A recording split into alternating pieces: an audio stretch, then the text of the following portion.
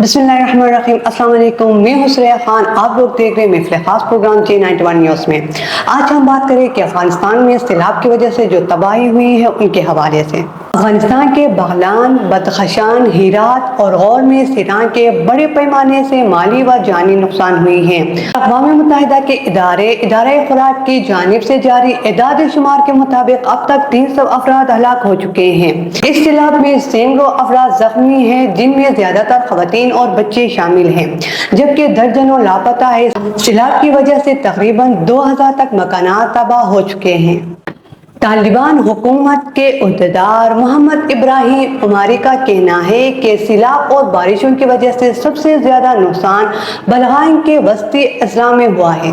उनका कहना था कि सैलाब के बाइस कम से कम 1630 अफराद जख्मी, जबकि 2665 मकानात को नुकसान पहुंचा है। बलगाम के रिहायशी खान अहमद का कहना है कि हम जुमे के नमाज के लिए गए थे, जब वापस आया तो सैलाब तमाम घरों तक पहुंचकर उन्हें तबाह कर चुका था। उनके घर के 7 अफराद नहीं रहे, वो अपने घर का वाहिद शख्स था जो बच गया है।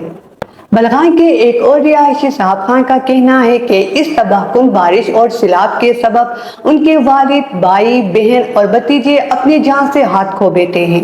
मकामी एहलकार हिदायतुल्लाह हमदर्द ने खबर रिसा इदारे AFP को बताया कि फौज समेत इमदादी एहलकार कीचड़ और मलबे के नीचे मुमकिन तासीरीन की तलाश कर रहे हैं।